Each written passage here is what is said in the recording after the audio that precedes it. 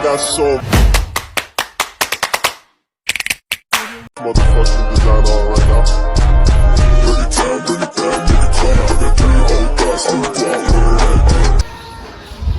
Assalamualaikum warahmatullahi wabarakatuh. Salam sejahtera bagi kita semua. Shalom, Om Swastiastu, Namo Buddhaya, dan salam kebajikan. Perkenalkan, kami dari kelas 10-5. Kami dari kelompok 4. Saya Amalia Aksari. Saya Elvira Nazabila. Saya Naila Firtariela. Saya Sakira Nuriski.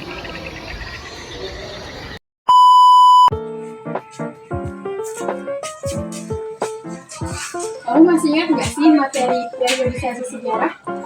Masih dong. Kalau teman-teman gimana? Udah pada tahu belum apa itu periodisasi sejarah? Nggak tahu. Nah, kebetulan banget nih, kita bakal kasih tahu kalian apa itu periodisasi sejarah, baik itu pengertian, tujuan, dan jenis-jenis periodisasi. Sebelum itu, jangan lupa like, comment, and share. Buat kalian yang belum tahu apa itu periodisasi, simak video ini baik-baik ya. Pengertian periodisasi. Apa sih itu periodisasi? Periodisasi adalah sebuah tingkat perkembangan massa. Dapat dikatakan pula, pengertian periodisasi adalah pembabakan suatu massa.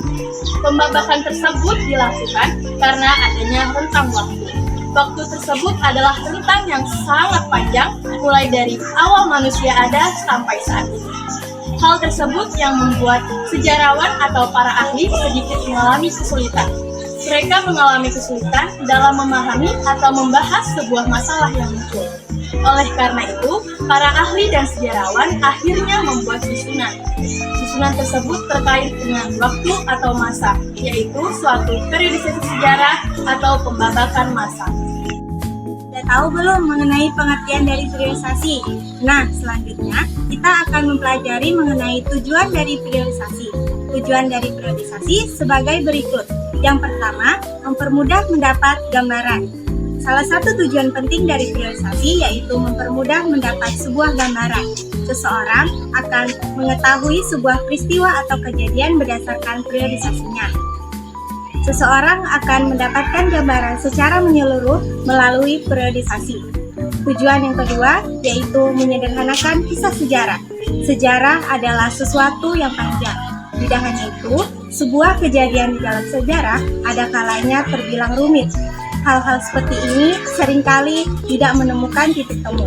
Oleh karena itu, muncullah sebuah periodisasi yang bertujuan menyederhanakan sebuah kisah sejarah yang rumit dan panjang. Tujuan ketiga, memenuhi syarat sistematika ilmu pengetahuan. Tujuan ketiga dari periodisasi adalah memenuhi persyaratan sistematika di dalam ilmu pengetahuan. Salah satu syarat ilmu pengetahuan adalah sifatnya yang sistematis. Setiap ilmu pengetahuan memiliki sifat sistematis. Tujuan keempat, dasar penyusunan cerita sejarah. Sejarah yang panjang dan rumit perlu disusun. Tujuannya supaya memudahkan seseorang dalam mengkajinya. Peristiwa atau kejadian dapat disusun sesuai waktu atau periodisasinya. Jenis-jenis periodisasi. Ada pula beberapa faktor yang dijadikan sebuah kriteria dalam menyusun konsep periodisasi. Dalam faktor tersebut ada beberapa yang menyangkut tentang jenis-jenis periodisasi. Contohnya seperti yang pertama, periodisasi berdasarkan satuan waktu kronologis. Periodisasi ini umumnya akan dibulatkan dalam beberapa hal. Contohnya seperti tahun kejadian dan abad kejadian. Yang kedua, periodisasi berdasarkan ciri-ciri yang terkandung oleh kejadian. Pada periodisasi ini tidak menjadikan waktu sebagai pembatas yang utama. Waktu bukanlah pembatas utama ketika proses pengelompokan dalam sejarah, melainkan melihat berdasarkan yang terkandung pada ciri yang utama pada suatu kejadian.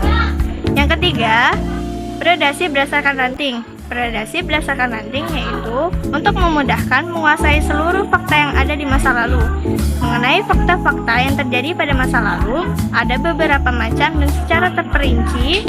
Adapun ilmu ranting-ranting di dalam ilmu sejarah yang dapat dibagi menjadi 4, yaitu sejarah ekonomi, sejarah politik, sejarah perang, dan sejarah konstitusi. Nah, gimana? Sudah paham belum mengenai periodisasi sejarah? Sekian ya video dari kami. kami akhiri. Wassalamualaikum